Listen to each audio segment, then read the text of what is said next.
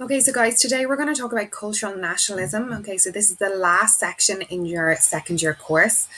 And cultural nationalism is a type of nationalism that focuses on a shared culture within a nation. So for Ireland, we're talking about literature and drama, the Irish language, Irish dancing, and Gaelic games, so the GAA and etc.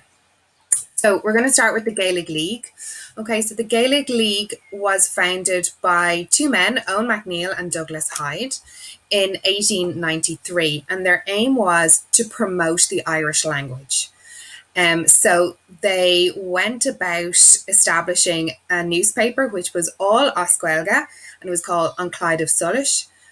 They trained traveling teachers, so they trained they trained people to be teachers, and those teachers would move around the country and hold workshops and classes in different towns and villages and parishes across the country. They organised Feshna and Cayley to encourage Irish dancing and music.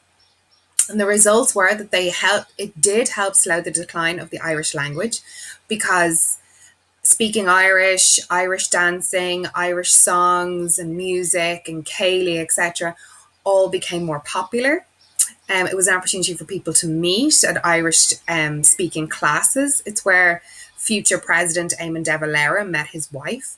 And it contributed to the formation of the Irish identity. So speaking Irish is a key part of our identity as Irish people. So the next section is the Irish Literary Revival. And that was founded by Lady Gregory and our old pal, W.B. Yeats. And it was founded in the 1880s. The aim was to promote Irish literature written in English. Okay, so they were promoting novels and plays that were written by Irish people, but they were written in English. And they established the Irish Literary Theatre, and probably the most famous thing that they did, or the most well-known thing that they did, is that they established the Abbey Theatre in 1904. Okay, so we all know the Abbey Theatre. I'm sure you've all been there at some point. So they founded, Lady Gregory and W.B. Yeats founded the Abbey Theatre in 1904. It was the very first theatre in Ireland. So the results of the Irish Literary Revival and the Gaelic League are existing at the same time. Okay, you can see that. So new playwrights had their works shown in Ireland. Okay, so normally before the Irish Literary Revival, playwrights who wanted to write in English had to have they had to go to England and have their plays shown in England. Now they were able to have their plays shown in Ireland.